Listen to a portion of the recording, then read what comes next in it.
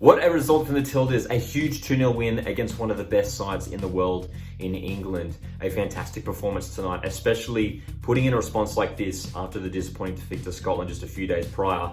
Welcome to the Coast Watch Football YouTube channel. My name is Lockie. We're going to talk about the recent Matildas friendlies against Scotland and England. So this was obviously a massive camp for Tony Gustavsson and the girls, playing over in the UK against two quality opposition teams in Scotland and England. Of course, England coming off their Euro victory from last year.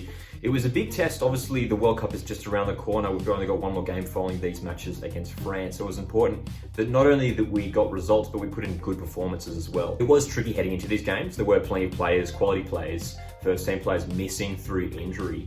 But the main thing that we learned from these games that Tony Gustavsson, he really wanted to implement, and he spoke about a lot in his press conferences, just the spirit of the team and the way they want to play as a group holistically. That was really clear to see across both games, but especially the England game, where that togetherness and that spirit really took Australia through to the final whistle. It was really interesting looking at the two games. I mean, when you look at the Scotland game, it was fairly even across the stats, and Australia had plenty of chances, I thought, to grab a goal or two. Scotland with a fantastic goal early in that second half put Australia behind, and Scotland were able to set up defensively and defended well to their credit. Australia unable to really break them down towards the end there. When it came to the second game, there was that little bit of pressure there, after picking up that defeat to Scotland. It wasn't disastrous by any means. Obviously, just a 1-0 defeat isn't anything to freak out about. But heading into the England game, there was a lot of pressure, and there was still some more players missing, and there wasn't really an expectation that we were going to get something out of the game. England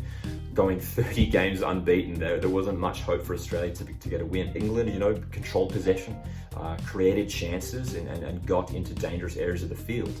But Australia, for pretty much the entire game, defended so well. I thought Hunt and Polkinghorne, the defensive partnership, the centre-backs, were fantastic in the England game. Grant and Carpenter, great to see Ellie Carpenter back, of course. But specifically the midfield duo for me, Cooney Cross and Gorry, fantastic. And the work rate that those two put out was just fantastic as well. And the energy, I think the rest of the team really fed off that energy. We saw some dangerous runs from the likes of Hayley Raso, who was fantastic. Courtney Vine, who unfortunately came off injured in the second game there against England. Sam Kerr obviously started the game against England, was unavailable for the Scotland match, and of course scored that fantastic goal. And those are the kinds of chances that Sam Kerr always capitalises on. There's maybe just a hint of offside there, but of course no VAR, so we play on. But the second goal was the big story. Charlie Grant getting her first Matildas goal, and just the reaction from Grant and the rest of the team, you could tell it meant so much to her and the squad. So fantastic moment for her. Sam Kerr involved as well with a fantastic crosses, a brilliant assist from the Aussie captain. So when you look at this result, it's going to send a message now to the top sides in the World Cup, knowing that playing Australia, that they're now seeing what they have to come up against, and Australia have the ability to hit teams on the counter-attack and set up well defensively and press where they need to as well. Tony Gustavsson, I think, did a fantastic job tactically across both of these games. But it's going to be really interesting seeing how Australia go, especially up against Canada, which is probably going to be our toughest group stage opponent. And potentially we could be facing England in the round of 16. But it's really exciting signs.